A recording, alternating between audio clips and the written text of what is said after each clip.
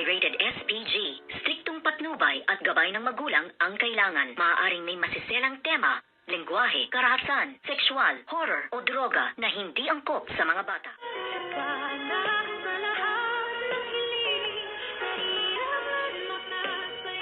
Good evening and welcome sa aking munting channel. At dito nga ay nagtagumpay na itong si Doc Carlos sa kanyang hangarin na mapalayas at mapaalis nga itong si Doktora Annalyn Santos sa kanyang tahanan.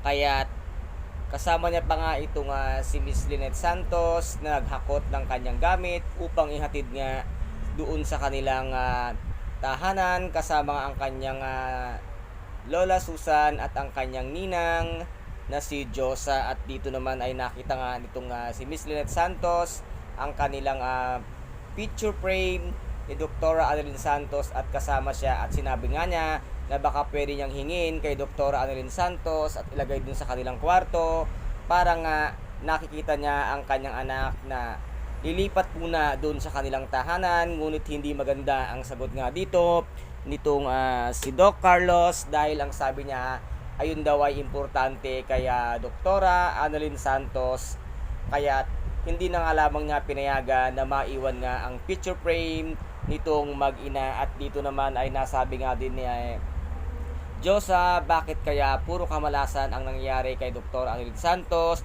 simula nung pumunta sa doon sa bahay nga ni Doc Carlos Binides. At dito naman ay mapapansin nga ng kanyang nanay ang totoong ugali na nitong si Doc Carlos, dahil unti-unti na nga siyang hinihigpitan at ayaw na nga siya halos papuntahin o umattend kung saan man meron siyang mga meeting. At sinabi niya nga dito na sino ang pipiliin mo, ang trabaho or ako na asawa mo. At dito ay nagiging makasarili na nga itong si Doc Carlos. At dito naman ay nalaman na ni Don Pepe ang katotohanan na hindi nga anak ni Obeng itong si Zoe. Kaya Zoe, humanda ka ngayon dahil isasambulat na ni Don Pepe ang katotohanan na hindi ka tunay na tanyag. At ito ngayon ang magiging palaisipan dito nga kay Don Pepe kung sino ang tunay na ama nito nga si Zoe. And guys, ito po ang ating pakaabangan